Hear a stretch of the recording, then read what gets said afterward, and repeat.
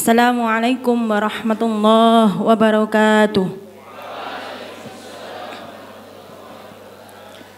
Bismillahirrahmanirrahim. Alhamdulillahirabbil alamin wa bihi nasta'in ala umurid dunya waddin. Wassalatu wassalamu ala asyrafil anbiya'i wal mursalin sayyidina wa maulana Muhammad wa ala alihi wa ashabihi ajma'in, amma ba'd. Yang sama-sama kami muliakan Al-Mukarram Kiai Haji Dr. Andes Muhammad Dawam Saleh selaku pengasuh Pondok Pesantren Al-Islah sekaligus pembina Stiksi Lamongan, yang sama-sama kita banggakan, yakni pemateri hari ini beliau Profesor Dr. Yusuf Hanafi SAG FM Phil.I. Dan yang sama-sama kita hormati pula Ketua Stiksi Lamongan Al-Ustadz Dr. Pit Hizbullah Haidir MA, yang sama-sama kita hormati pula Tata Pamong, para dosen, para mahasiswa, santri, dan siswa yang dalam hal ini berkesempatan untuk mengikuti acara yang insya Allah barokah, yang insya Allah istimewa, yang insya Allah akan memberikan sebuah bobot keilmuan yang selama ini mungkin kita nanti-nanti dengan kedatangan beliau Profesor Dr. Yusuf Hanafi SAGM Phil.I. Alhamdulillah, saya di sini diamanai oleh panitia untuk memimpin atau memoderatori pada seminar tafsir pada pagi menjelang siang dengan tema konsep pendidikan Islam perspektif at-tafsir at-tarbawi. Sebelum kita menginjak pada materi inti daripada yang nantinya akan disampaikan oleh Profesor Yusuf Hanafi, alangkah baiknya Yusuf Ustaz Yusuf Hanafi apa Ustaz Yusuf ini yang nulis ini keliru. Oh. Profesor Dr. Yusuf Hanafi SAGM Phil.I. Sebelum kita menginjak materi inti yang nantinya beliau sampaikan, maka alangkah baiknya kita berkenalan dulu siapa sih sosok beliau yang begitu luar biasanya sampai kita juga dapat kesempatan untuk bisa menerima nantinya wejangan atau berupa sebuah materi yang berbobot terkait tentang pendidikan dan dunia ketafsiran. Nama lengkap beliau yakni Yusuf Hanafi. Beliau dilahirkan di Mojokerto pada tanggal 28 Juni 1978. Dan alamat rumah beliau nanti bisa dikonfirmasi Ustaz ya, mungkin pindah mendadak gitu ya. Bertempat pada Gria Janti Asri Kaf 6 Jalan Janti Barat Blok A Sukun Malang. Bener Ustaz ya? Alhamdulillah, nanti biar gak kesasar nanti ya. Kemudian adapun alamat kantor beliau itu di Jalan Semarang 5 Malang 65145. Adapun alamat email beliau yakni Yusuf Hanafi fs@ac.id, kemudian sufi _rmi@yahoo.com. Adapun mata kuliah beliau ampuh di Universitas Negeri Malang yakni Pendidikan Agama Islam yakni singkat PAI, kemudian tafsir hadis, akidah akhlak, kemudian tatbik nahwi atau Arabic grammar.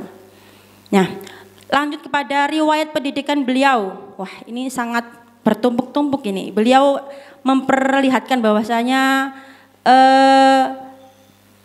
keunggulan beliau dalam bidang keilmuan banyak sekali, mulai dari S1 ditempuh di Universitas Negeri Malik Malang dengan bidang ilmu pendidikan bahasa Arab dengan judul skripsi Al-I'jaz fil Quran.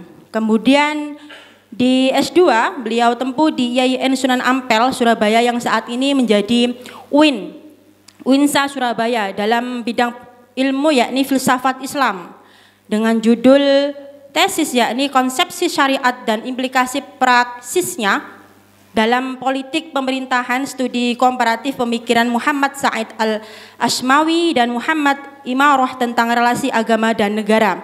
Kemudian beliau lanjutkan pada S3 yakni sama di YN Sunan Ampel Surabaya dalam bidang ilmu tafsir hadis dengan judul disertasi perkawinan anak di bawah umur, nikah al-Soghirah dalam Islam, studi tentang hadis perkawinan Aisyah radhiyallahu an. Melihat dari perjalanan beliau dari mulai pendidikan bahasa Arab, kemudian filsafat Islam dan ujung-ujungnya kembali kepada Al-Qur'an. Inilah yang menjadikan bahwa memang Al-Qur'an ini sebagai sumber yang nantinya akan selalu dikaji oleh orang-orang, meskipun tidak hanya orang-orang yang mungkin secara awal lahir itu lahir dari orang-orang tafsir.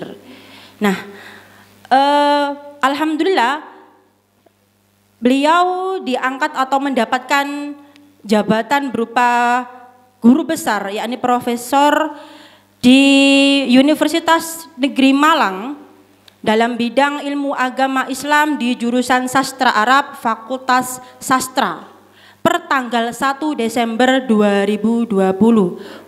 Dan ini termasuk kategori guru besar atau profesor termuda.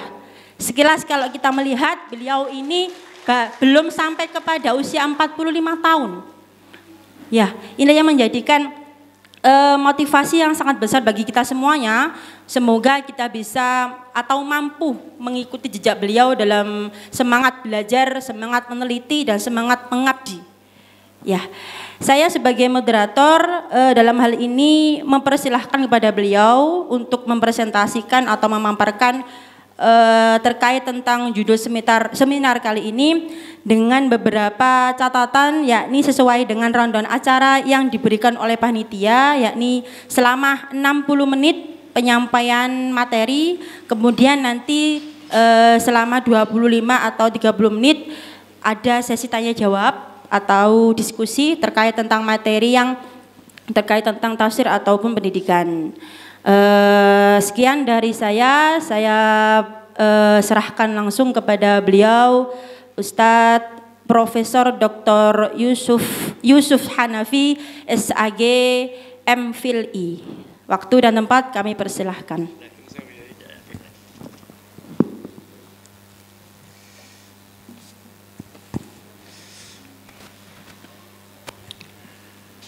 Assalamualaikum warahmatullahi wabarakatuh.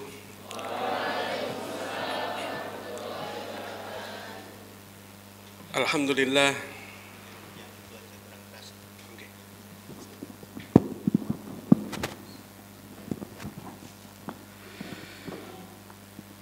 Saya ulang tes. Ini ternyata lebih keras memang. Assalamualaikum warahmatullahi wabarakatuh.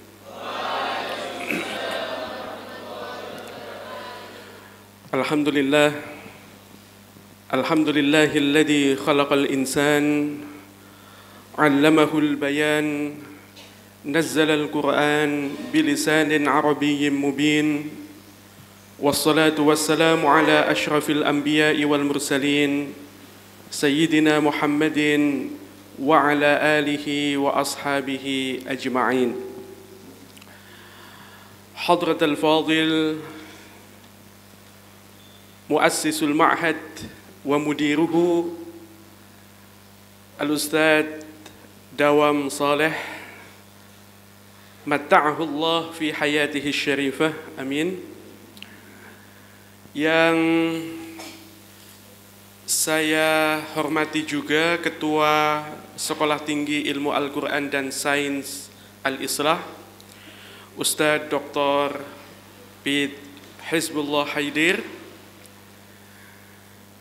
segenap tata pamong, para dosen, para guru di Yayasan Pendidikan Al-Islah, dan tentu yang saya sayangi dan saya banggakan, anak-anakku, mahasiswa-mahasiswi Stiksi dan santriwan santriwati di Pondok Pesantren Al-Islah. Merupakan sebuah kehormatan dan kebahagiaan bagi saya pribadi dapat hadir di tengah-tengah keluarga besar Pondok Pesantren Al-Islah, khususnya Sekolah Tinggi Ilmu Al-Quran dan Sains Al-Islah. Dan saya juga ingin menekankan bahwa anak-anakku semua harus sangat bersyukur menjadi bagian dari keluarga besar Al-Islah, nyantri dan ngalap ilmu dan berkah di pesantren yang masih ditunggui muassisnya. Tadi saya sudah mendapatkan banyak sekali pencerahan dari Romo Kiai Dawam bahwa beliau merintis ini dari awal sejak tahun 1986. Jika bukan karena izin Allah, juga bukan karena kesungguhan dan keikhlasan beliau, rasanya nyaris mustahil kurang dari 40 tahun sudah wujud seperti ini. Jadi sekali lagi, anak-anakku semua, baik santriwan santriwati, mahasiswa maupun mahasiswi stiksi, itu harus sangat bersyukur bisa belajar di tempat ini ketika muassis, peletak pertama, perintis, sekaligus menjadi pengasuh masih sugeng, masih menunggui Anda semua. Kita doakan semoga guru kita, Bapak Kiai Dawam Saleh, diberikan usia yang panjang, usia yang berkah, dan juga kesehatan yang prima. Amin ya rabbal alamin. Anak-anakku semua dan ibu bapak segenap Tata Pamong dari Yayasan Pendidikan Al-Islah dan juga Stiksi, dalam kesempatan ini izinkan saya menyampaikan materi tentang pendidikan Islam dalam konteks mutakhir.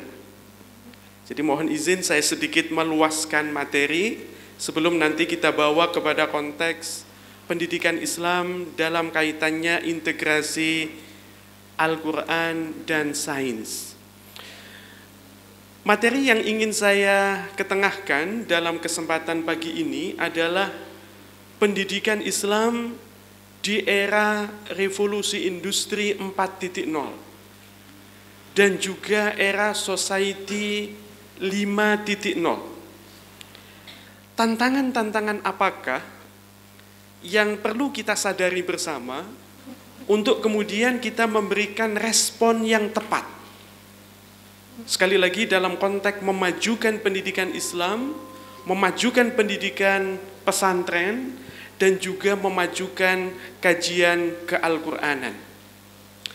Mungkin bagi sebagian adik-adik semua, ada yang bertanya-tanya, kenapa kok sudah revolusi industri 4.0? Kapankah revolusi industri 1.0, 2.0, dan 3.0? Jadi gampangannya itu, kok ujuk-ujuk revolusi industri 4.0? Kenapa kok tiba-tiba industrial revolution 4.0? Atau dalam bahasa Arab, kenapa tiba-tiba al-thawrah as-sina'iyah rabi'ah? Kapankah al-thawrah as-sina'iyah al-ula, al-thaniyah, dan al-thalitha? Nah, ini yang perlu saya sampaikan dulu. Adik-adik semua, dalam panggung sejarah umat manusia, ada peristiwa-peristiwa besar yang mengubah kehidupan ini. Revolusi industri 1.0 atau al-thawrah as-sina'iyah al-ula itu dinyatakan terjadi ketika masyarakat itu berubah dari masyarakat agraris menjadi masyarakat industri. Dan itu ditandai dengan penemuan mesin-mesin industri, khususnya mesin uap. Oleh siapa? James Watt, ya, bukan James Bond, ya, di Inggris. Jadi sekali lagi masyarakat agraris berubah menjadi masyarakat industri. Dan itu terjadi di abad 18. Itulah yang kemudian memicu kebutuhan bahan mentah yang begitu tinggi, sehingga terjadilah yang namanya kolonialisme dan imperialisme ke negara-negara lain untuk mendapatkan bahan mentah guna memasok kebutuhan mesin-mesin industri yang ada di Eropa. Kemudian revolusi industri yang kedua, adik-adik mahasiswa dan segenap santriwan-santriwati, revolusi industri yang kedua dianggap terjadi di mana mengubah wajah kehidupan itu adalah ketika listrik dan jaringannya ditemukan. Dan penemunya adalah Michael Faraday, dan untuk bola lampu ditemukan oleh Thomas Alva Edison. Dan itu mengubah kehidupan. Jadi tidak ada lagi oncor, uble, gitu ya. Dan semacamnya. Kita saja saat ini, ketika mati lampu, tidak ada listrik, apa yang terjadi? Oh ya, begitu ya. Mikrofon tidak hidup, TV wall tidak bisa dinyalakan, dan semuanya. Dan itu terjadi pada abad 19. Nah, revolusi industri yang ketiga, adik-adik mahasiswa semua, itu dianggap mulai terjadi ketika ditemukan komputer. Jadi komputer itu dianggap mengubah kehidupan. Mesin ketik ditinggalkan, ya, dan hal-hal yang masih manual itu ditinggalkan. Dan itu terjadi menjelang akhir abad 20. Tidak perlu menunggu satu abad. Sebagaimana tadi terjadi antara revolusi industri pertama, ke kedua, ke ketiga, itu menunggu satu abad. Tetapi revolusi industri yang keempat, itu hanya terjadi dalam 1 atau 2 dekade. Dan inilah yang saat ini terjadi. Apa penandanya, adik-adik semua? Ada yang tahu? Penandanya adalah teknologi wireless, internet tanpa kabel. Sehingga saat ini segalanya itu internet. Ini yang disebut dengan Internet of Things, IoT. Kemudian juga munculnya kecerdasan buatan, artificial intelligence, disebut dengan AI. Belum lagi ada teknologi data mining, ada teknologi big data, dan sebagainya. Sehingga semuanya kadang-kadang itu bisa kita lakukan dari satu tempat. Adik-adik lapar, ya kalau di pesantren tidak boleh bawa HP. Ya.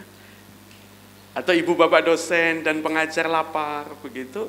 Tidak perlu beranjak dari tempatnya, ambil HP, buka aplikasi GrabFood, misalkan. Shopee Food, begitu. Sehingga kemudian makanan itu bisa datang. Ibu-ibu suka belanja, begitu. Tidak perlu datang ke mall. Semuanya datang dengan sendirinya, dan ini adalah salah satu wujud dari apa yang disebut dengan Internet of Things. Dan ini ternyata itu memiliki dampak yang sangat besar kepada dunia pendidikan, dunia pesantren, dan juga nantinya kajian ke Al-Qur'anan dalam konteks integrasi Al-Quran dan sains. Oleh karena itu di awal kesempatan ini, mungkin bisa ditampilkan slide yang kedua, saya ingin menyampaikan kepada adik-adik mahasiswa-mahasiswi, santriwan-santriwati, bahwa perubahan di dalam kehidupan ini adalah sunnatullah. Wa tilkal ayyamu nudawiluha bainan nas, di dalam Ali Imran ayat 140. Jadi pasti akan terjadi perubahan. Orang Madura mengatakan, there is nothing new under the sun. Walaupun banyak perubahan, tapi sebenarnya itu merupakan reproduksi, duplikasi, ya, dari apa yang sebenarnya sudah ada sebelumnya. Sehingga kalaupun ada yang baru di dalam kehidupan ini, maka pesan saya untuk anak-anakku semua, ojo gumunan, ojo kagetan. Atau dalam bahasanya santriwati, santriwan, al-islah adamul i'jab bitahawulatiz zaman. Jadi kita tidak boleh kagum, tidak boleh kaget dengan perubahan zaman.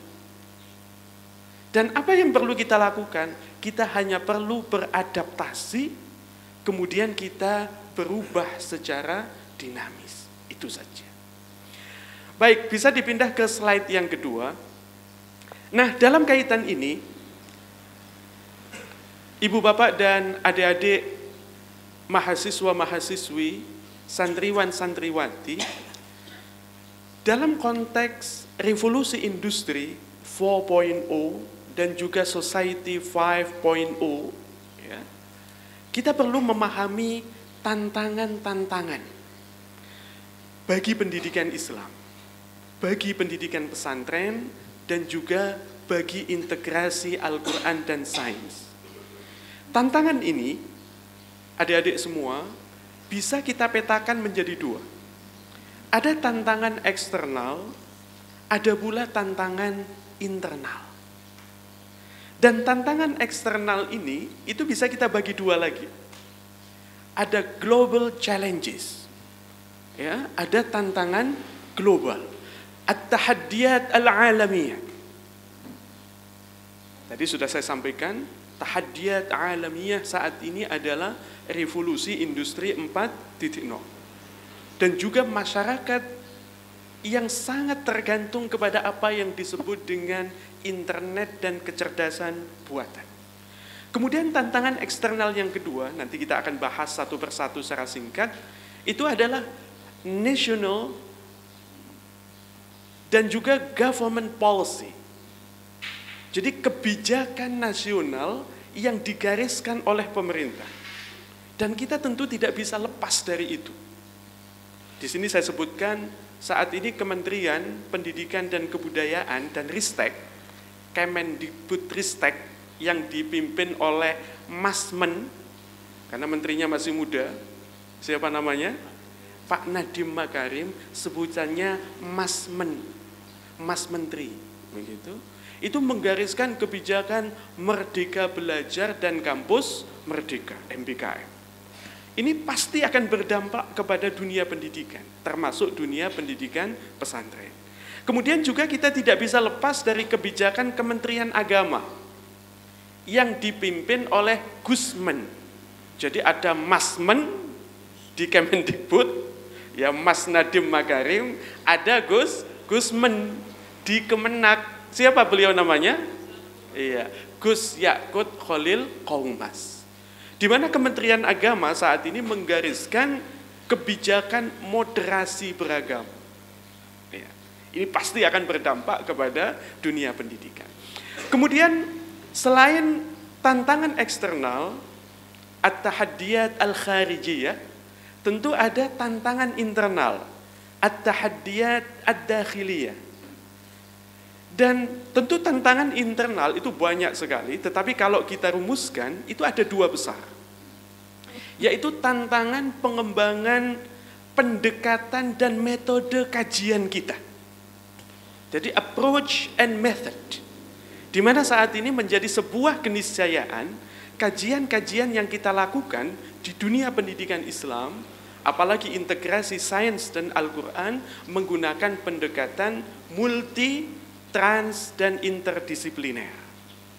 Dan tantangan internal yang kedua, yang saya kira juga perlu kita garap bersama, adalah bagaimana kemudian pendidikan pesantren, termasuk lulusan-lulusan stiksi, lulusan-lulusan Yayasan Pendidikan Al-Islah, itu memiliki kecakapan hidup abad 21, itu istilahnya.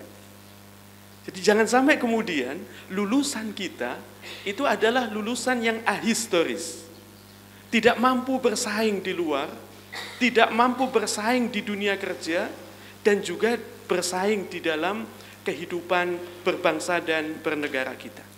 Nah, dalam kaitan ini tentu saya mengamini apa yang tadi disampaikan oleh Bapak Kiai Dawam, bahwa jauh saya sebelum mengenal Pondok Pesantren Al-Islah, termasuk stiksi, saya adalah pengguna lulusan Kiai. Jadi kami di Universitas Negeri Malang itu adalah pengguna lulusan dari Yayasan Pendidikan Al-Islah.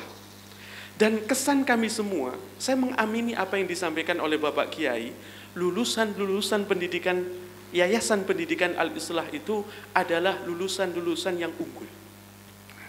Boleh tepuk tangan.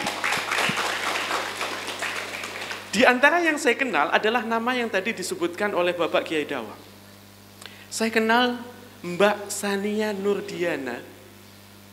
Sejak Mbak Sania ini mahasiswa baru.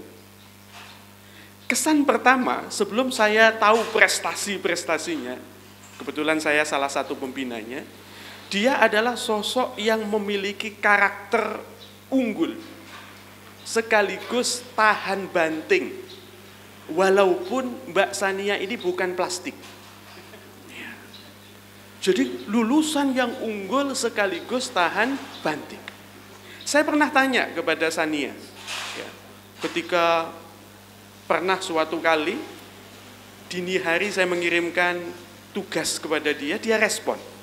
Saya kaget, pikir saya mungkin dibaca besok setelah dia sholat subuh. Ternyata belum tidur. Sehingga keesokan harinya ketika ketemu, saya tanya sama dia, Mbak San, semalam tidur jam berapa? Kulo mboten tilem Ustaz. Kenapa? Ada beberapa tugas yang harus saya selesaikan. Kemudian saya bilang ke dia, setelah tugas yang saya berikan selesai, sampean tidur ya. Jawabannya mboten. Saya tidak akan tidur ketika orang tua saya bekerja. Begitu. Saya merinding dengarnya. Masya Allah ya. Jadi sebelum kami mengenal Yayasan Pendidikan Al-Islah, termasuk Stiksi di dalamnya, kami sudah mengagumi lulusan-lulusannya. Dan Mbak Sania itu hanya satu dari sekian banyak lulusan-lulusan unggul dari Yayasan Pendidikan Al-Islah. Dan dalam perjalanannya, seperti yang tadi sudah diceritakan oleh Pak Kiai, Mbak Sania itu berprestasi luar biasa. Pernah menjadi mahasiswa berprestasi 1 tingkat universitas, sehingga mewakili Universitas Negeri Malang ke tingkat nasional. Kemudian dia juga berprestasi non-akademik. Di antara prestasi-prestasi non-akademiknya dirintis mulai jenjang universitas. Kemudian juara 1 ketika MTQ Provinsi Jawa Timur di Tuban. Tahun 2019. Saya masih ingat betul. Orang tuanya datang ketika penyerahan hadiah untuk cabang karya tulis ilmiah Al-Quran. Atau yang saat ini disebut dengan Musabaqah Makalah Al-Quran, MMQ. Dan dari sana kemudian Mbak Sania mewakili Jawa Timur ke MTQ Nasional di Padang tahun 2020. Dan subhanallah juara 1 lagi untuk Musabaqah Makalah Al-Quran atau Musabaqah karya tulis ilmiah Al-Quran. Tepuk tangan untuk alumni Al-Islah. Sepintas mulus, tapi saya ingin menunjukkan satu kisah di balik kesuksesan Mbak Sania juara nasional. Musabaqah karya tulis ilmiah Al-Quran itu diselenggarakan dengan menulis karya di tempat. Waktu penulisannya itu adalah 9 jam. Jadi bikin karya di tempat, komputer dikosongi, tidak ada jaringan internet, bikin karya di tempat. Itu 9 jam. Nah, Mbak Sania ketika berangkat dari Surabaya menuju Padang, dari hasil pemeriksaan PCR itu positif COVID waktu itu. Sehingga dia tidak bisa berangkat bersama kafilah Jawa Timur. Kemudian di hari H lomba, jadi kafilahnya sudah berangkat 2-3 hari sebelumnya. Nah, di hari H lomba penyisihan MMQ, Musabaqah Makalah Al-Quran, Mbak Sania belum juga bisa berangkat. Sehingga pagi itu, ketua kafilah itu telepon kepada ajudan gubernur. Apapun yang terjadi, Sania harus berangkat. Ya. Kalau perlu, dia tidak perlu tes COVID. Begitu. Pagi itu, padahal lombanya jam 8. dengan upaya yang luar biasa, dia berangkat pagi itu sampai Padang jam setengah 11. Setengah 11, lomba sudah mulai. Ya. Kemudian kafilah Jawa Timur meminta kepada Pemprov Sumbar untuk melakukan pengawalan supaya dari bandara Padang, Minangkabau, ke lokasi itu bisa cepat. Akhirnya pakai patwal, begitu. Ya. Sehingga sampai lokasi itu hampir jam 12. Nah, logika kita, dia sudah down. Ya kan? Yang lain sudah dapat separuh karya, begitu ya. Karena nanti jam 5 sore itu lomba selesai. Semuanya startnya jam berapa tadi? Jam 8. Ya. Kita sudah hopeless, sudahlah. Terserah Allah, begitu ya. Hasilnya apa? Ya. Singkat cerita, Mbak Sania mulai bekerja jam 12 dan tentu selesainya sama bareng, jam 5 sore. Qadarullah, ya, ketika pengumuman siapa yang lolos ke babak semifinal, Mbak Sania itu lolos. Ya, masuk 6 besar. Semifinal bikin karya lagi, tentu dia mulai awal, sama dengan yang lain, dia lolos final dan ujungnya akhirnya menjadi juara 1. Musabaqah karya tulis ilmiah Al-Quran. Sehingga kemudian saya kembalikan, sebenarnya ini bukan sekedar intelijensi, bukan sekedar kecerdasan, tetapi bagaimana ketangguhan mental, bagaimana daya juang, begitu ya, untuk kemudian mampu mengatasi segala tantangan dan rintangan. Saya percaya itu terbentuk di tempat ini. Oke. Baik. Adik-adikku semua, mahasiswa-mahasiswi Stiksi dan juga santriwan-santriwati Yayasan Pendidikan Islam Al-Islah, kita awali tantangan pendidikan Islam berkaitan dengan tantangan global, at-tahaddiyat al-alamiyah tadi. Tadi saya sudah sedikit menjelaskan, bisa dibuka fenomena-fenomena baru di era 4.0 dan Society 5.0. Dalam konteks ini ada beberapa hal yang perlu kita tangkap bersama. Yang pertama, saat ini terjadi revolusi digital. Ya. Kemudian yang kedua, dunia kita itu semakin terintegrasi dan itu merupakan hasil konvergensi antara pengetahuan dan teknologi. Akan banyak sekali anak-anakku semua pekerjaan-pekerjaan baru yang muncul, tapi di waktu yang sama akan banyak sekali pekerjaan-pekerjaan lama yang hilang. Ini yang perlu kita sadari bersama. Anak saya yang kecil, yang saya bawa lagi main dia di luar, dia ketika lihat tukang pos pernah ngantar surat ke rumah, dia tuh bilang, "Pak, nanti aku mau jadi tukang pos." Begitu. Saya jawab kepada dia, "Kamu bisa cari pekerjaan yang lebih bagus, karena 10 tahun ke depan tukang pos itu sudah nggak ada." Kalau kita saat ini melihat loper koran, oplah koran cetak, makin lama makin banyak atau makin habis? Habis. Kenapa? Karena berita koran cetak hari ini kita sudah tahu semua. Lewat internet, lewat berita online. Dulu sangat booming sekali yang namanya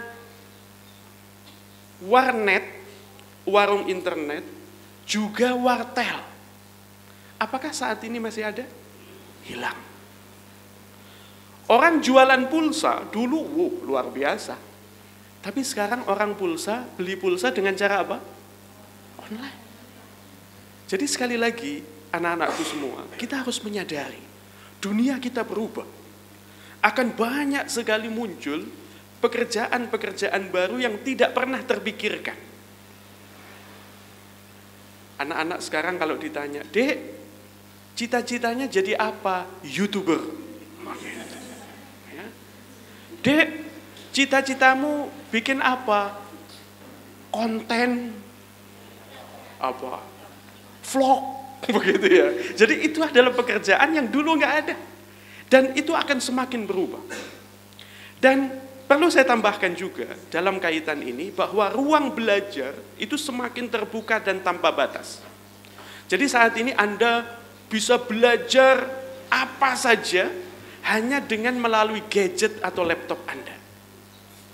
Dan juga yang perlu kita sadari bersama, khususnya untuk para tata pomong, para dosen, para pengajar, yang kita hadapi ini adalah generasi digital asli, native digital generation, ya, yang sangat beda dengan kita-kita ini.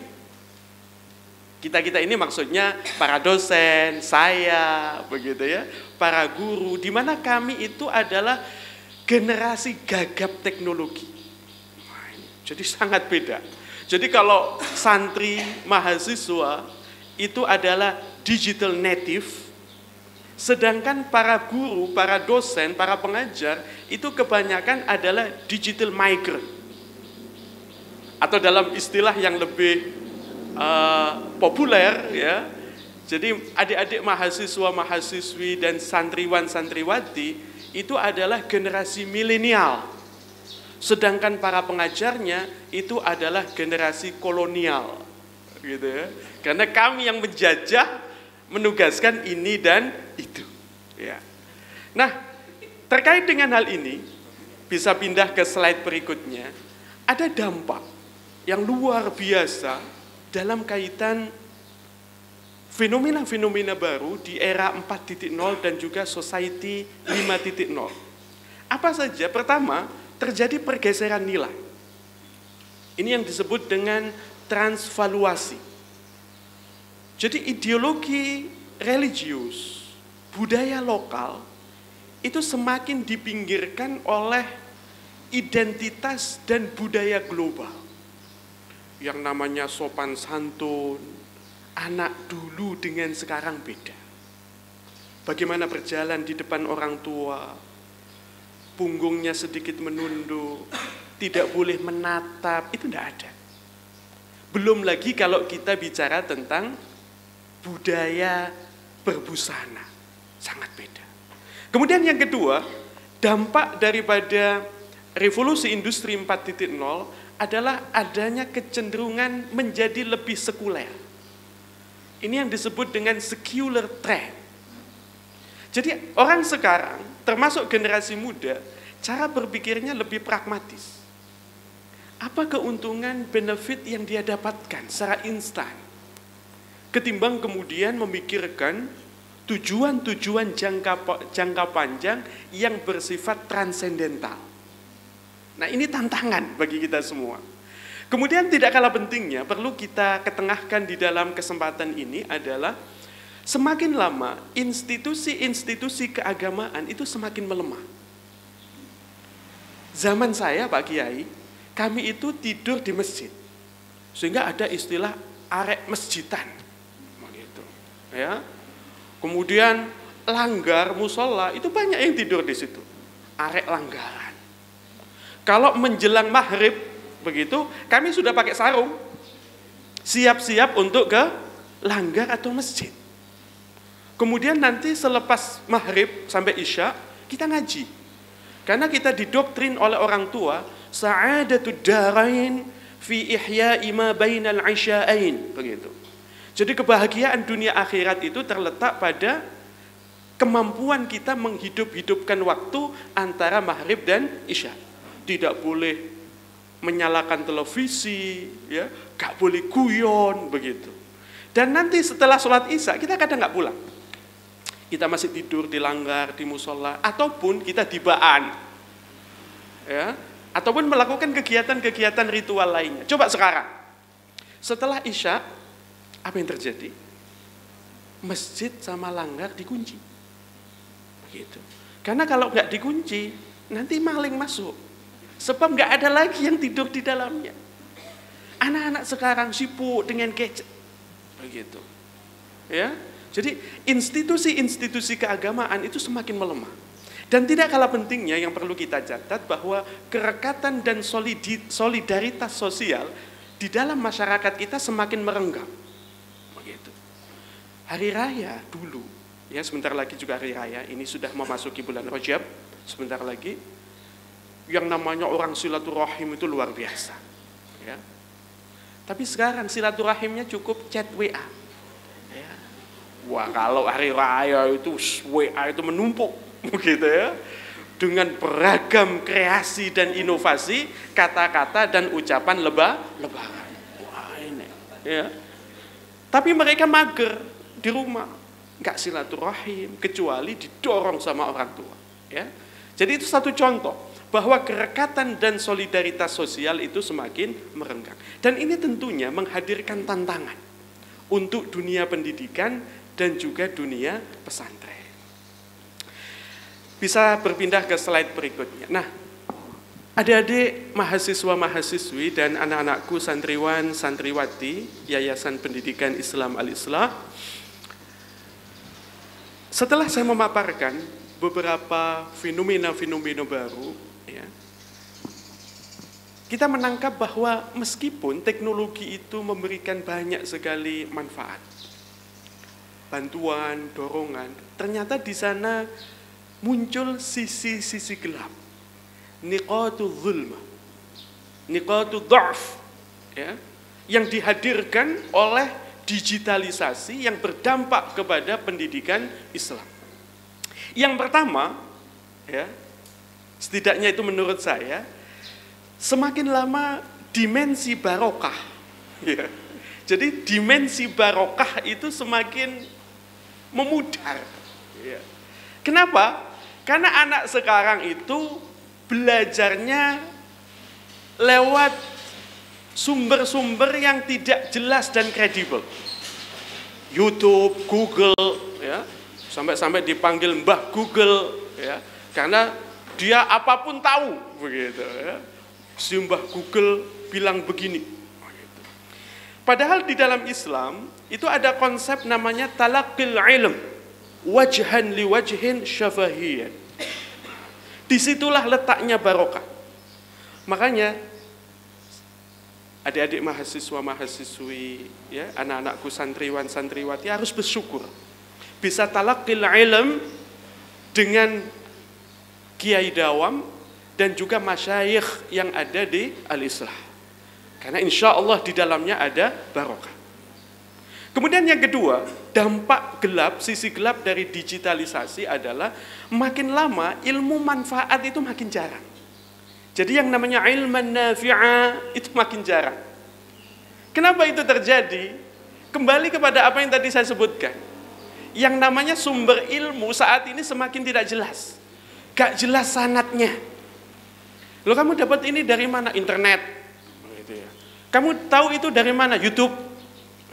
Kamu dapat itu dari mana? Google. Begitu. Gak jelas. Ya. Jadi yang namanya ilman nafi'a itu gak jelas. Jangankan sumber-sumber Google, YouTube, ya. Orang yang belajar tanpa guru saja, ya, itu seringkali kemungkinan benarnya lebih sedikit ketimbang apa? Salahnya. Sehingga dikatakan mangkana syaikhuhu kitabahu fa khata'uhu aktsaru min sawabihi. Ya. Jadi siapa yang menjadikan buku itu sebagai syekhnya, apalagi siapa yang menjadikan Google, YouTube, internet sebagai maha gurunya, fa khata'uhu aktsaru min sawabihi. Dan ujung, ya, muara dari semua itu akhirnya terjadi apa yang disebut dengan krisis akhlak. Ya, apa yang terjadi? Krisis karakter, krisis etika. Ya. Wujudnya apa? Insya Allah tidak ada di sini. Plagiasi di dunia pendidikan. Sampai-sampai sekarang itu ada yang namanya pengecekan kemiripan, similarity check. Dengan apa? Turnitin, skripsi, makalah, tesis, disertasi, artikel, buku, ketika hendak diujikan, itu harus menjalani apa yang disebut dengan similarity check. Untuk memastikan tidak terjadi plagiasi, tidak terjadi copy paste. Ya, dan itu terjadi di Universitas Negeri Malang, dan universitas-universitas lainnya. Insya Allah di sini kejujuran akademik insya Allah selalu dijunjung tinggi. Amin ya Rabbal Alamin. Baik, anak-anakku semua, mahasiswa-mahasiswi Stiksi dan santriwan-santriwati Pondok Pesantren Al-Islah, kita sekarang berpindah kepada tantangan yang kedua. Jika nanti waktunya sudah habis, saya dicolek saja. Tantangan kedua yang kita hadapi adalah kebijakan nasional. Yang tadi saya sebut MBKM, singkatan dari apa tadi? Merdeka Belajar dan Kampus Merdeka, yang digariskan oleh Mas Men, ya, Mas Nadiem Makarim, Kementerian Pendidikan dan Kebudayaan, dan moderasi beragama, yang digariskan oleh Gus Men. Siapa? Gus Yakut Khalil Qaumas. Nah, sedikit supaya kita tahu, apa sih yang namanya kebijakan Merdeka Belajar itu? Ya, saya juga nggak tahu kenapa kok disebut Merdeka Belajar. Ada yang bilang, Pak Kiai, ya karena rezim penguasanya PDIP. PDIP itu kan salamnya kan merdeka, merdeka begitu katanya, gitu ya. Coba kalau rezim berkuasa itu yang lain begitu ya. Apakah itu PKB atau PAN begitu ya. Allahumma sholli ala sayyidina Muhammad, mungkin begitu ya. Nah, saat ini ya, Kementerian Pendidikan dan Kebudayaan itu menggariskan kebijakan Merdeka Belajar. Apa yang dimaksud dengan Merdeka Belajar? Ada 3 kata kunci ya, yang tentu ini akan berdampak pada dunia pendidikan karena digariskan oleh pemerintah. Pertama adalah liberasi. Jadi peserta didik itu harus dipersilahkan untuk mendapatkan pengalaman belajar di luar program studinya, di luar bidang yang ditekuninya.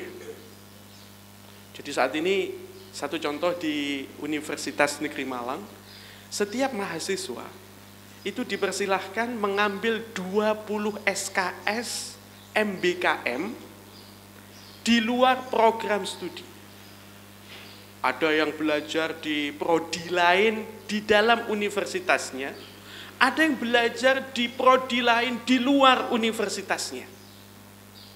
Karena eranya sekarang sekali lagi adalah bagaimana peserta didik itu tidak hanya tahu bidang ilmunya, tetapi juga tahu bidang ilmu yang lain. Ini kata kunci pertama, liberasi. Kemudian yang kedua, menurut Kementerian Pendidikan dan Kebudayaan, kebijakan Merdeka Belajar itu bertujuan link and match. Ya. Bisa dipindah ke slide, sudah ya? Oke, sudah, oke. Jadi yang kedua, tujuannya adalah link and match. Jadi bagaimana kemudian mendekatkan dunia pendidikan dengan dunia kerja. Ya. Dan ini bisa dipaham karena Mas Men itu kan mantan CEO-nya Gojek. Begitu ya. Yang dipikirkan itu bagaimana kemudian peserta didik itu lulus bisa kerja. Dan kalau saya mau belak-belakan, di antara indikator kinerja yang dibebankan kementerian ke universitas, bagaimana kemudian lulusan ini bekerja setelah lulus tidak lebih dari 6 bulan. Dengan gaji awal minimal 1,2 kali UMR. Kami itu pusing. Pertama, lulusan harus bekerja 6 bulan setelah lulus. Kemudian gajinya minimal 1,2 kali UMR.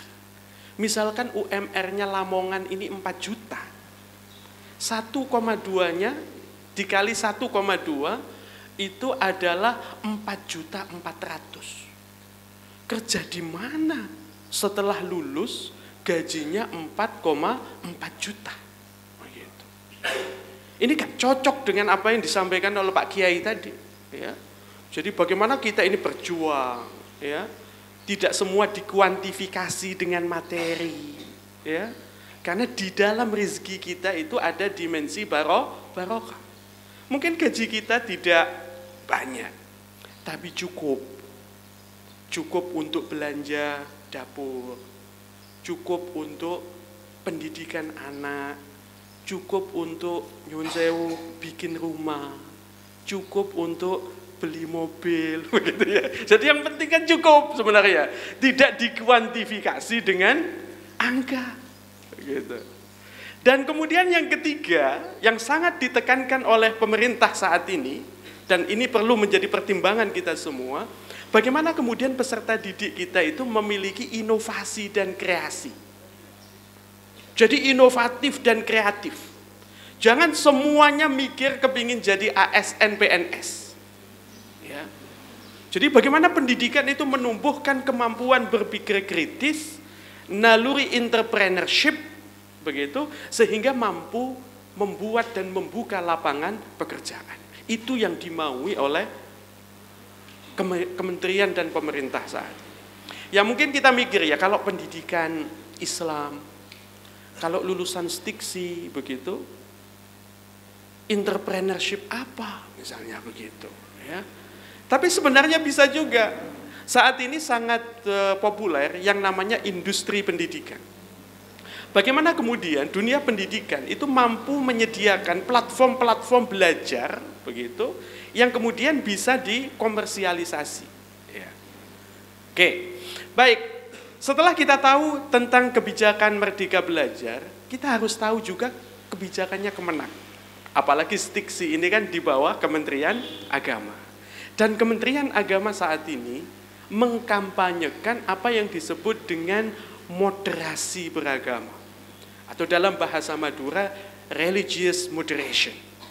Atau dalam bahasa Pondok Pesantren Al-Islah, ini disebut dengan wasatiyah Islamiyah. Bagaimana kita beragama yang moderat, toleran, tidak ekstrim kanan, tidak ekstrim kiri, ya.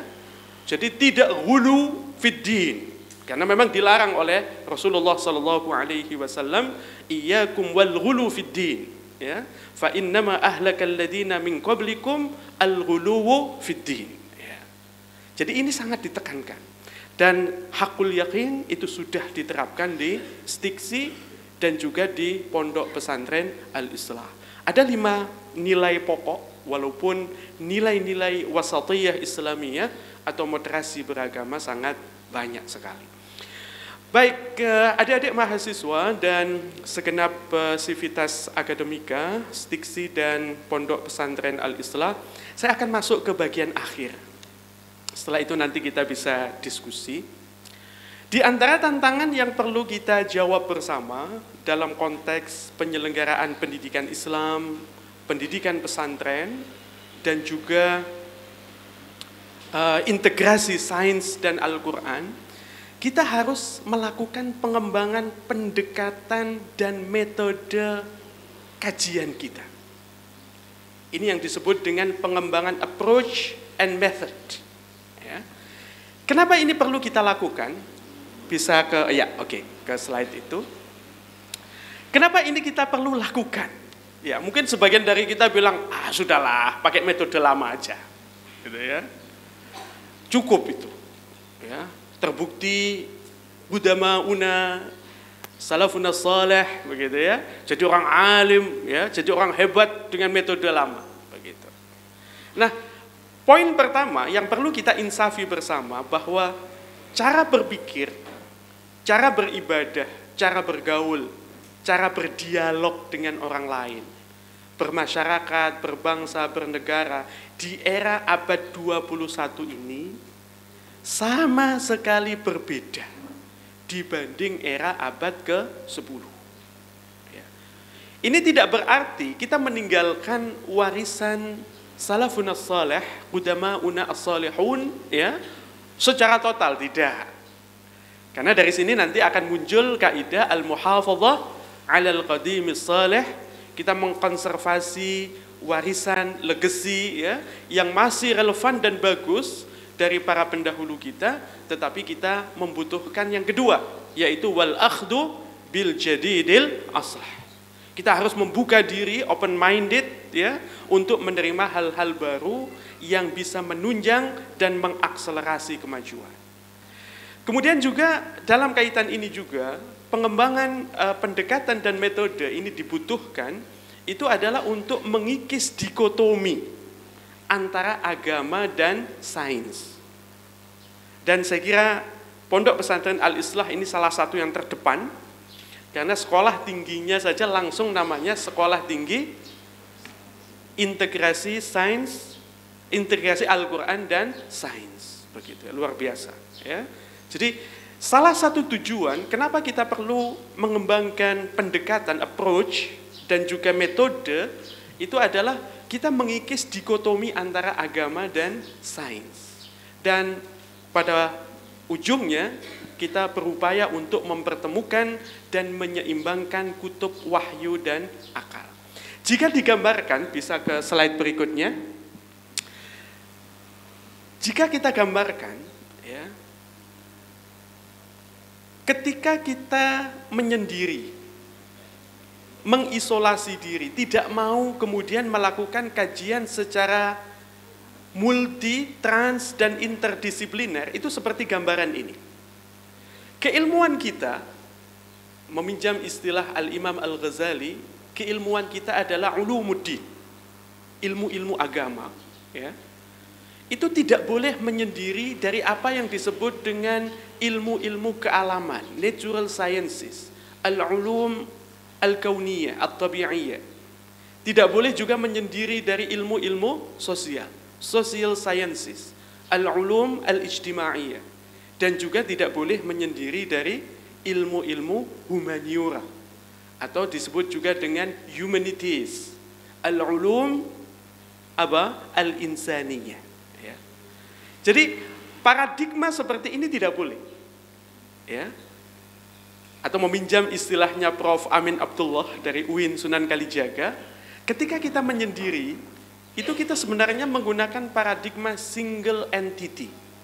Kita hanya tahu bidang ilmu kita. Ataupun kita mungkin tahu bidang-bidang ilmu lain, tetapi kita membatasi diri. Takut liberal lah, begitu ya. Takut dianggap sesat lah, begitu ya. Udah, kajian Al-Quran tidak usah pakai sosiologi. Apa itu sosiologi Al-Quran? Udah nggak usah pakai ilmu psikologi. Apa itu psikologi Al-Quran? Begitu ya. Ada lagi antropologi Al-Quran. Ya. Di UIN Suka itu ada namanya Prof. Sahiron Samsudin kalau nggak salah. Itu punya kajian living Quran. Al-Quran yang hidup. Ya. Ada juga living hadith, ya. Hadis yang hidup. Ya. Bagi mereka yang berpandangan isolated entities, begitu ya, mereka anti itu. Wah, nanti liberal nanti sesat, begitu. Nah, paradigma seperti ini tidak bagus.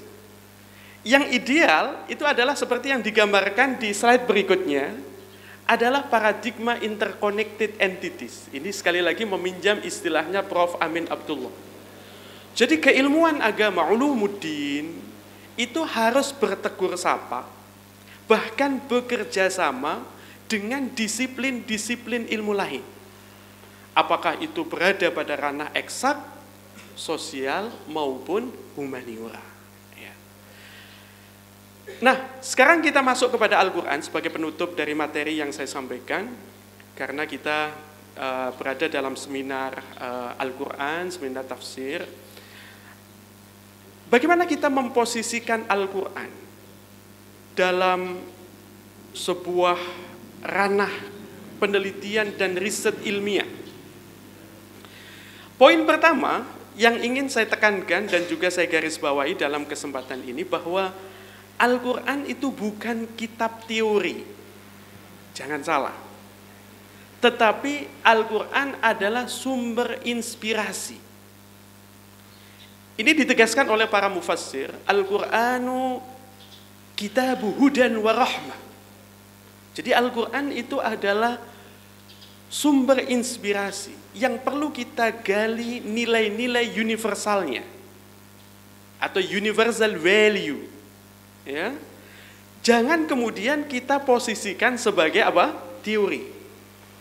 Kenapa demikian? Karena teori itu merupakan sintesis yang sebelumnya itu ada tesis dan antitesis. Dan pada saatnya nanti teori itu akan dipatahkan dan dibantah. Contoh, ya, di dalam Al-Quran itu ada ayat berbunyi, وَمَنْ يَعْمَلْ مِثْقَالَ ذَرَّةٍ خَيْرًا يَرَهُ. Zarrah itu dulu diterjemahkan sebesar biji sawi. Karena biji sawi itu adalah partikel terkecil pada masanya. Kemudian ternyata ada partikel yang paling kecil menurut John Dalton, dan itu adalah atom. Ya, atom itu tidak dapat dibagi-bagi, la yatajazza. Tapi ternyata teorinya John Dalton tentang atom itu dibantah dan dipatahkan atau belum? Patah. Karena atom itu ternyata bisa dibagi menjadi 3. Ada partikel positif proton, partikel negatif elektron, ada netral, neutron. Dan kemudian dibantah lagi, gitu ya. Sehingga jangan pernah mengatakan Al-Quran itu teori. Al-Quran itu adalah sumber inspirasi yang kita pungut al-khututul aridah, ya, universal value untuk menjadi lentera bagi ilmu pengetahuan. Dan dalam kesempatan ini perlu saya sampaikan juga bahwa universal value, ya, nilai-nilai universal Al-Quran itu bersifat transenden, suci. Ya. Tetapi penalaran kritis manusia yang tertuang di dalam kitab-kitab tafsir misalnya, itu sifatnya adalah profan. Nah, ini, ya. Oke. Nah, dalam kesempatan ini saya ingin cerita sekali lagi apa yang pernah dicapai oleh alumni Anda, Mbak Sania Nurdiana, ya. Saya ini agak sedikit cepat saja supaya kita bisa diskusi. Saya bersama adik-adik mahasiswa, kita punya UKM, ya, unit kegiatan mahasiswa namanya Al-Quran Study Club. Kira-kira kalau di UIN atau YIN itu namanya Jam'iyatul Qurra wal Huffaz, begitu ya, JQH gitu ya, JHQ. Ya. Nah, alhamdulillah dari pendekatan-pendekatan interdisipliner di dalam pengkajian Al-Quran, begitu, saya bisa membimbing adik-adik mahasiswa bersama juga dengan para pembimbing lainnya, sehingga kita menghasilkan beberapa karya, ya, karya kajian Al-Quran interdisipliner. Ya. 2016 di dalamnya ada nama Mbak Sania, begitu. Cover bukunya saya tampilkan, bisa langsung ke slide yang di dalamnya ada cover buku. Oke, agak ke belakang, judulnya Mewariskan Tradisi Ilmiah, Membudayakan Spirit Berkarya. Gitu ya. Oke, ini. Ya. Jadi sampai tahun 2021 kita sudah menerbitkan 2 buku. Buku ini adalah bunga rampai, semacam book chapter. Dan perlu saya garis bawahi, ini bukan karya dosen. Ini adalah karya mahasiswa yang tergabung di dalam kelompok kajian di dalam unit kegiatan mahasiswa Al-Quran Study Club. Ya. Buku pertama tahun 2016 terbit dan di dalamnya ada tidak kurang dari 40 artikel mahasiswa. Nanti akan saya kirimkan buku lengkapnya kepada Ustadz Arwani, karena kebetulan yang chatting dengan saya Ustadz Arwani. Ya. Nah, buku ini sekali lagi adalah mengkaji problematika kekinian, ya, bisa ke slide berikutnya. Jadi buku yang covernya saya tampilkan tadi itu membahas problematika kekinian yang marak terjadi, untuk kemudian kita analisis dari sudut pandang Al-Quran menggunakan nilai-nilai universal Al-Quran, universal value tadi, ya. Dan kemudian kita tarik ke masa kini untuk kemudian menghasilkan gagasan baru sebagai solusi yang ditawarkan. Inilah sebenarnya saat ini yang menjadi tren di dalam lomba-lomba musabaqah karya tulis ilmiah Al-Quran. Atau nama lainnya adalah musabaqah makalah Al-Quran. Tadi Ustadz Pit, BCI saya, ada mahasiswa stiksi yang akan menjadi wakil Lamongan di dalam MTQ Provinsi Jawa Timur tahun 2023 di Kota Pasuruan. Kebetulan sejak 2017 saya menjadi salah satu hakim di dalam Musabaqah Karya Tulis Ilmiah Al-Quran Provinsi Jawa Timur, dan terakhir kemarin dalam MTQ Nasional di Banjarmasin saya juga diminta menjadi salah satu dewan hakim. Nah, lomba-lomba itu sekali lagi itu berangkat dari konteks, kemudian ditarik kepada teks untuk kemudian dikembalikan lagi kepada konteks. Ya. Jadi istilahnya ada salah satu harakat. Ya. Gerakan pertama adalah membahas problematika di lapangan. Gerakan yang kedua, kita kaji dari sudut pandang Al-Quran. Dan gerakan yang ketiga, kita kembalikan kepada konteks di lapangan dengan gagasan baru sebagai solusi yang ditawarkan. Saya ingin berikan sebuah contoh. Ini bersama Mbak Sania. Ya, ke slide berikutnya. Oke. Tahun 2017, waktu itu Mbak Sania semester akhir, karena 2018 nanti lulus, ambil S2, 2021 lulus, ambil S3, tahun ini sudah jadi dosen di Universitas Negeri Yogyakarta. Begitu ya. Rumahnya dekat sini, nanti bisa dicek kepada beliau. Ya. Tahun 2017, saya ingin memberikan contoh. Kita ini melihat ada fenomena yang sangat menggelisahkan. Ini contoh kajian. Ya, contoh kajian.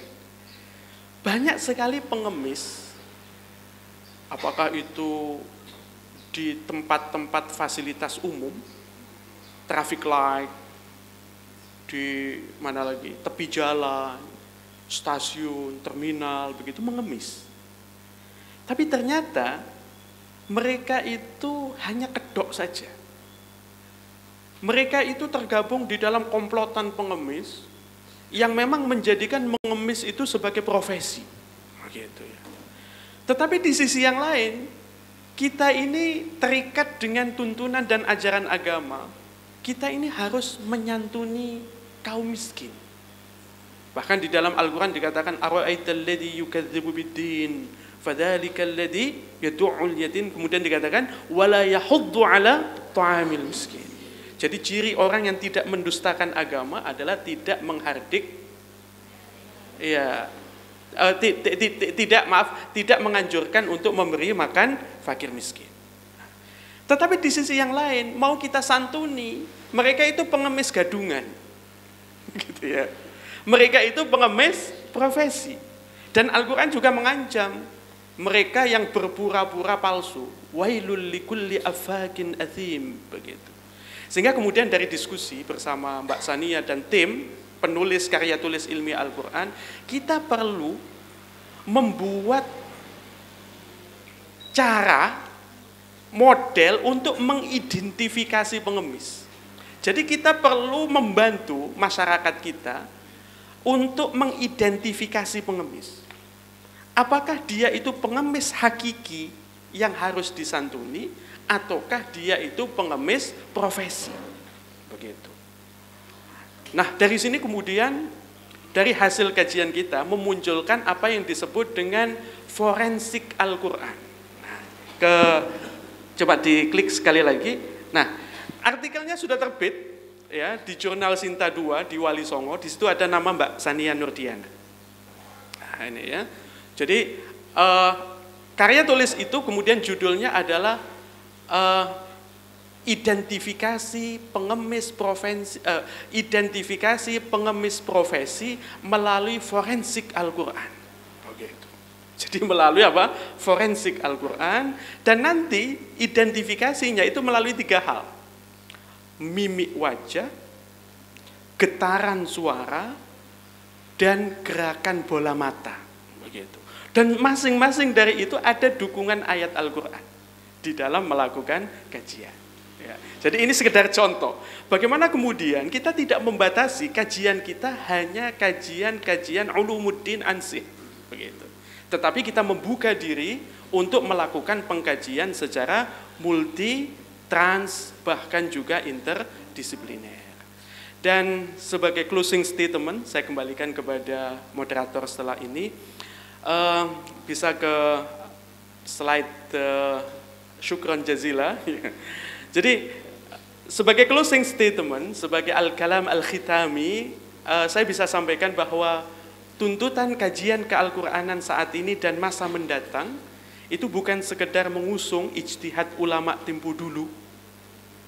Namun yang diperlukan ijtihad klasik ulama tempo dulu perlu dipahami, dikuasai secara maksimal untuk selanjutnya diterjemahkan dalam konteks kekinian mengikuti derap perkembangan ilmu pengetahuan kontemporer. Barangkali itu yang bisa saya sampaikan. Selanjutnya mungkin kita bisa buka sesi diskusi. Oke, monggo.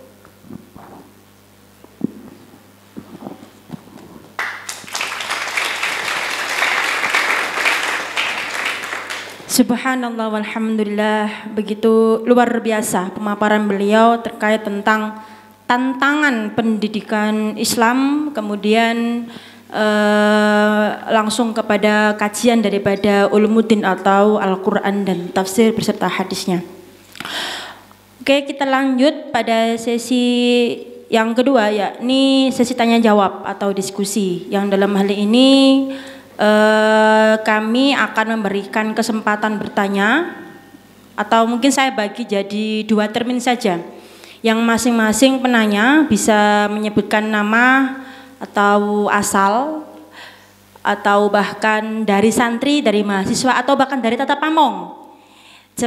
Selama mendengarkan pemaparan dari beliau, mungkin memiliki atau pertanyaan atau unek-unek terkait tentang bagaimana tantangan daripada pendidikan Islam itu sendiri, beserta tantangan kita sebagai stiksi yang mana dalam hal ini memiliki misi besar untuk bisa mengintegrasikan Al-Quran dan sains. Oke, ada yang ingin bertanya? Termin pertama saya buka 2 penanya, dari laki-laki atau bahkan perempuan, bisa angkat tangan. Bagaimana, ada yang bertanya enggak? Atau mungkin dari Tata Pamong? Para dosen mungkin ingin bertanya terkait tentang topik ini berdasarkan tafsir at-tarbawi atau bahkan tantangan pendidikan Islam itu sendiri. Bagaimana? Ada yang bertanya enggak? Oke, yang dari pojok, Mas Bayu, silakan. Panitia ada yang itu enggak? Mic dari belakang? Atau langsung saja maju?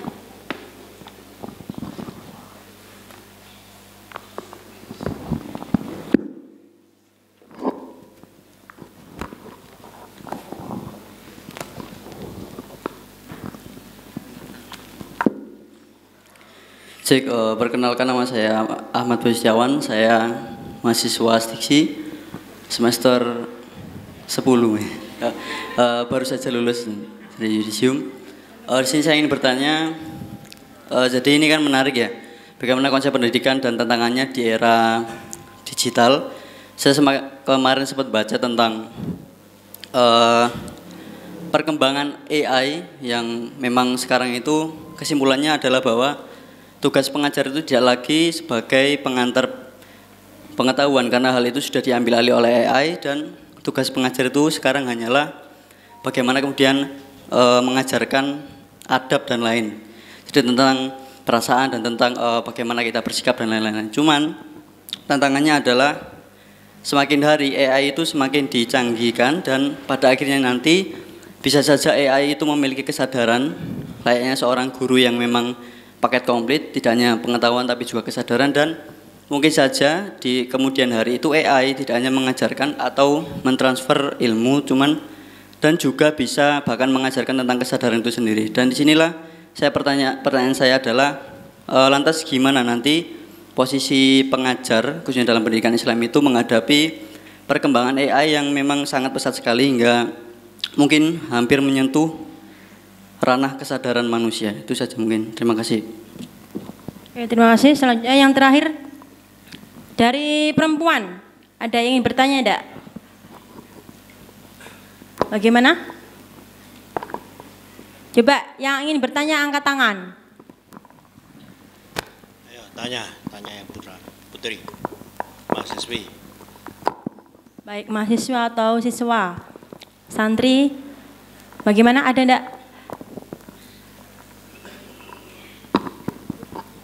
Oke, kalau tidak bertanya mungkin langsung dijawab ya oleh profesor terkait tentang bagaimana solusi kita sebagai pengajar, terkait juga tantangan kita sebagai pengajar untuk menghadapi bahwasanya AI apa yang sudah dibaca oleh penanya itu lambat laun juga akan menguasai yang mungkin secara tidak langsung tantangan itu justru malah bertambah. Oke, terima kasih. Pertanyaan yang sangat bagus ini dari sarjana lulusan Stiksi ya, Mas Mas Bayu. Oh ya, Mas Bayu ya, Mas Bayu. Ya, kita berikan aplaus dulu untuk Mas Bayu. Ya, poin pertama yang ingin saya sampaikan bahwa walaupun banyak profesi yang terancam eksistensi dan kelangsungannya begitu, di antara profesi yang aman, ya, jadi sudah ada riset begitu ya, udah ada riset tentang profesi-profesi di dunia ini. Nah, di antara profesi yang aman di dunia ini ada dua besar. Yang pertama adalah profesi dokter, ya, tidak akan mungkin digantikan oleh mesin, oleh kecerdasan buatan, artificial intelligence, ya, AI, begitu ya, karena urusannya nyawa, gitu ya. Jadi itu yang pertama. Kemudian yang kedua itu adalah profesi pendidik, ya, ustadz, ustadzah, guru, dosen, aman, ya. Karena bagaimanapun yang namanya pembentukan karakter itu tidak bisa digantikan oleh kecerdasan buatan, artificial intelligence, termasuk juga oleh mesin dan semacamnya.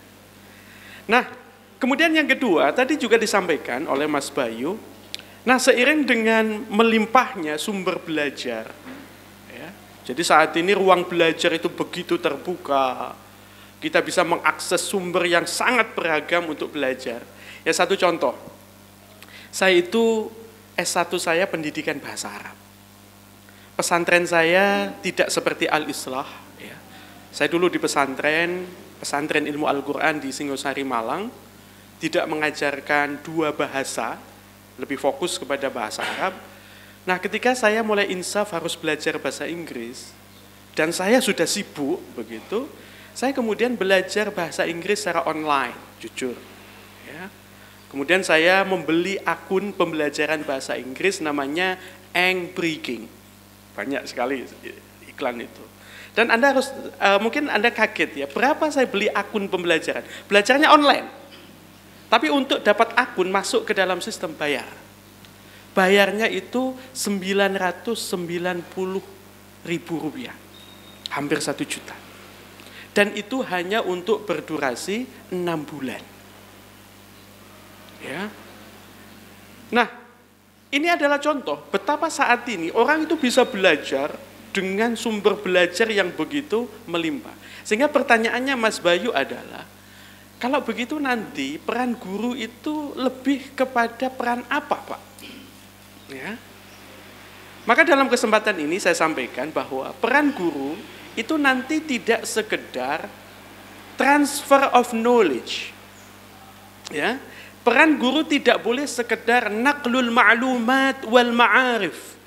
Tidak boleh. Karena kalau peran guru hanya transfer of knowledge atau naqlul ma'lumat wal ma'arif, kita akan kalah sama Google. Betul nggak? Kita akan kalah sama YouTube.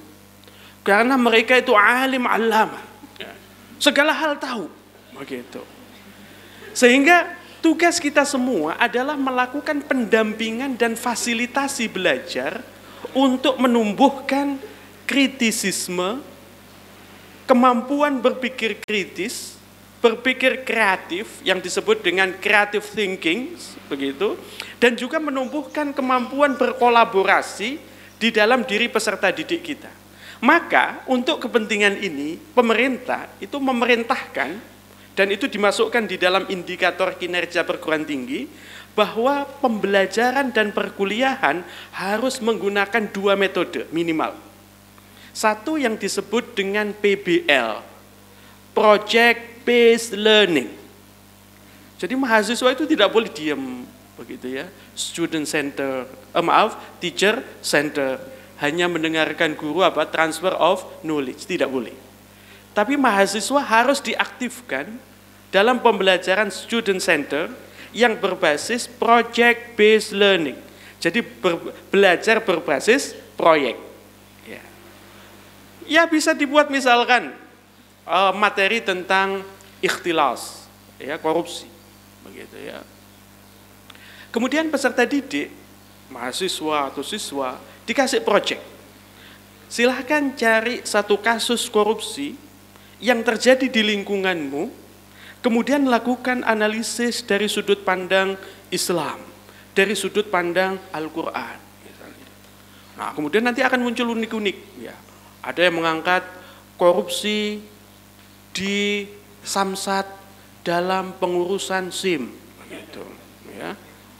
Ada yang ngurus SIM cukup 100.000. Ya. Tapi ada orang punya SIM ketika ditanya, dulu biayanya berapa? 750.000. Kok bisa beda-beda? Begitu ya. Padahal SIM-nya sama-sama SIM C.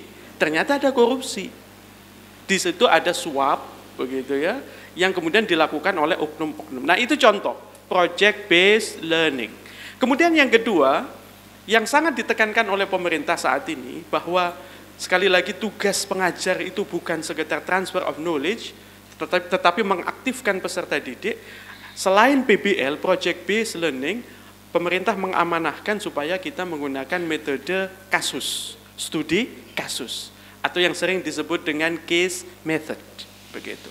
Jadi singkatnya, Mas Bayu, tidak sebatas PBL atau case method, bagaimana kemudian fasilitator, ya, bagaimana kemudian guru, dosen itu tidak boleh sekedar, ya, pembelajarannya itu content based, ya, berbasis menyampaikan materi, tidak boleh.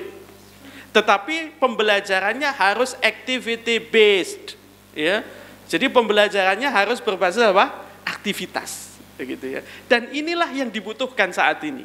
Kalau kita ingin melahirkan lulusan, ya, generasi yang unggul, ya, generasi yang betul-betul tidak hanya cerdas, tetapi juga kritis, kreatif, dan juga inovatif. Ya, jadi intinya kita harus melakukan pergeseran paradigma belajar.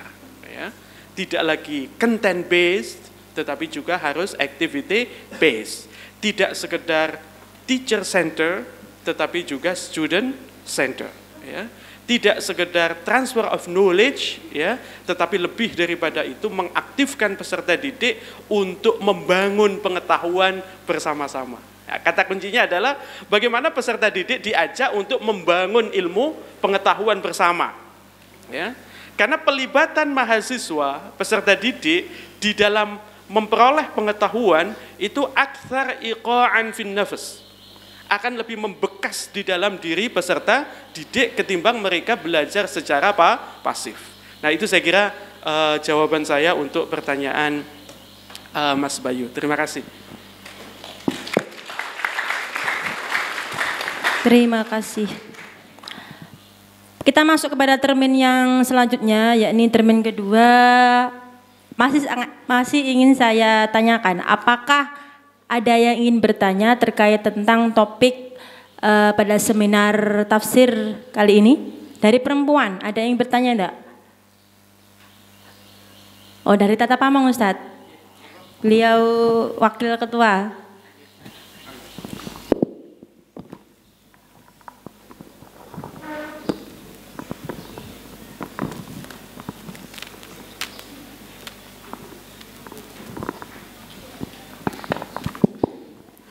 Bismillahirrahmanirrahim. Assalamualaikum warahmatullahi wabarakatuh.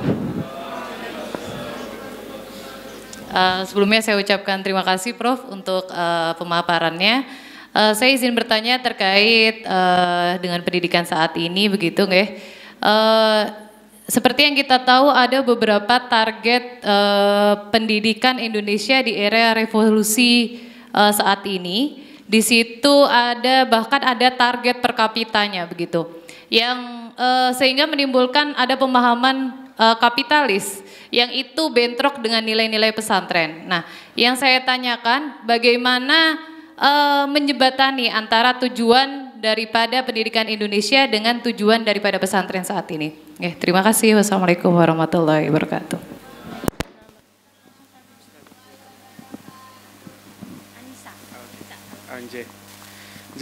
Terima kasih Ustazah Anissa, panggilannya Ustazah Ica, ya. Ibu Wakil Ketua Stiksi, sekaligus menantu Pak Kiai. Oke, baik. Banyak yang belum tahu ya, atau sudah tahu semua? Ya, ini pertanyaan yang bagus. Ya. Tadi disampaikan oleh Ustazah Ica, ada kecenderungan arah pendidikan nasional itu kepada sesuatu yang sifatnya material, sesuatu yang sifatnya tadi diistilahkan dengan capital, ya, material dan kapital begitu. Lalu bagaimana kemudian kita mengkompromikan dengan tujuan pendidikan Islam, khususnya tujuan lembaga pendidikan pesantren, begitu. Nah, dalam kaitan ini kita harus kembalikan semuanya ke Undang-Undang Sisdiknas, Undang-Undang Sistem Pendidikan Nasional. Sebenarnya kalau kita membaca Undang-Undang Sisdiknas itu sangat pesantren, ya, sangat Islami, ya. Jadi tujuan, ya saya persis bunyinya lupa gitu ya. Cuma intinya di dalam Undang-Undang Sisdiknas, jadi tujuan pendidikan nasional adalah ya mencetak manusia Indonesia yang seutuhnya, yang beriman, bertakwa, berjiwa Pancasila dan sebagainya. Ya. Dan di sana mungkin tidak kita temukan ya diktum yang menegaskan bahwa pendidikan nasional Indonesia itu adalah untuk tujuan-tujuan yang bersifat material dan kapital. Ya. Sehingga apa yang selama ini sudah dilakukan di dunia pesantren, ya kita lanjutkan. Karena itu adalah nilai-nilai yang justru paling sesuai dengan sistem pendidikan nasional itu sendiri. Begitu, Ustaz. Ya. Ya, tadi saya juga banyak diceritai juga bagaimana kemudian pesantren yang megah ini, begitu ya. Ini untuk kesyukuran kita semua. Ya. Saya pikir tadi ketika saya masuk begitu, ini pesantren modern, begitu. Pasti pesantren ini biaya pendidikannya tinggi, begitu. Itu asumsi saya ketika masuk. Kemudian saya sempat ke Stiksi, parkir di bawah pohon, begitu ya, sambil janjian sama Ustadz Arwani. Terus saya juga kagum, Masya Allah ya. Stiksi ini bangunannya tidak kalah dengan Universitas Negeri Malang, gitu ya. Padahal kami duit tinggal minta ke pemerintah. Ya. Saya membayangkan bahwa belajar di sini itu mahal. Ya. Tadi saya juga cerita kepada Bu Nyai, ya, anak saya karena faktor geografis saya nyari pesantren yang tidak jauh dari Malang. Begitu ya. Anak saya saat ini mondok di pesantren Bumi Sholawat Sidoarjo. Ya. Tadi saya cocokkan sama Bu Nyai. Nyai, sini SPP-nya berapa syahriah bulanan? All semua 590. Kaget saya. Ya. Kok bisa ya? Apa namanya? Dana segitu diputar membiayai pendidikan seperti ini, ya. Karena anak saya sendiri ya di Pondok Pesantren Bumi Sholawat Sidoarjo, syahriah bulanannya itu 2,3 juta. Gitu. Ya. Ini asli ya. Ini saya tidak mengada-ngada ya. Kemudian Juga diceritai sama Bu Nyai, kalau urusan duit kan Bu Nyai, begitu ya. Kalau Pak Yai itu urusan lain-lain. Gitu. Kemudian Bu Nyai juga cerita, uang masuk di sini itu di 3 juta Pak Kiai, 3 juta. Kaget lagi saya. Kemudian istri saya balik yang merespon, loh yugo kulo wedal masuk di sana itu membayar 30 juta. Begitu ya. Masya Allah, begitu ya.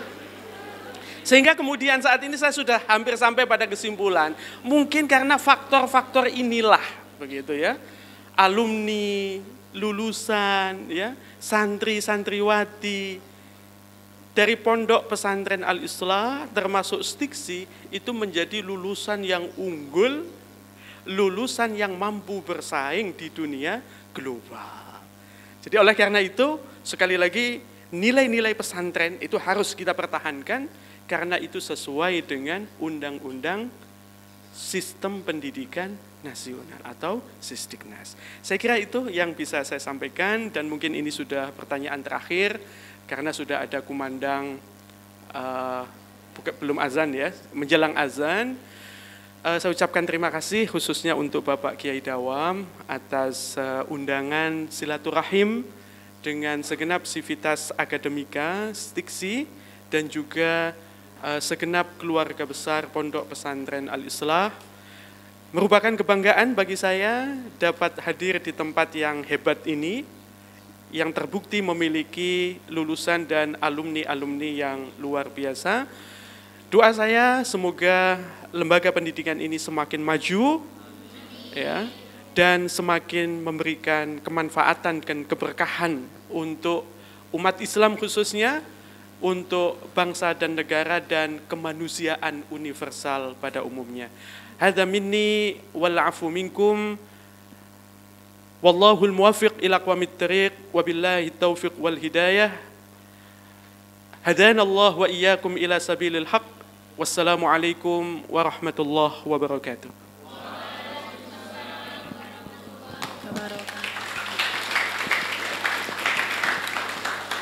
Terima kasih kami sampaikan sebelum kita kembalikan kepada MC terkait tentang diskusi kali ini. Saya selaku moderator ingin mengulas dari sekian pemaparan beliau terkait tentang bagaimana tantangan di ranah pendidikan Islam, di ranah globalisasi saat ini, yang mana pendidik tidak hanya menjadi center saja tetapi melainkan melibatkan student, tetapi juga tidak hanya menjadi pusat dalam sistem pembelajaran namun juga mampu mencetak generasi berpikir kritis, tidak hanya cerdas melainkan berkolaborasi dan inovatif. Yang ini membawa kita kepada usuluddin, yang mana kajian Al-Quran tidak boleh menyendiri dan mengisolasi diri.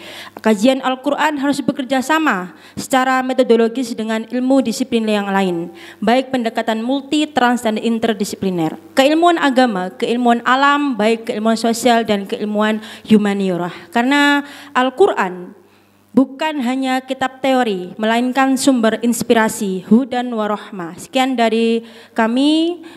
Saya selaku moderator mohon maaf yang sebesar-besarnya apabila ada kesalahan dan khilafan dalam memimpin seminar pada siang hari ini. Saya kembalikan billahi taufiq wal hidayah wa ridha wal inayah. Assalamualaikum warahmatullahi wabarakatuh.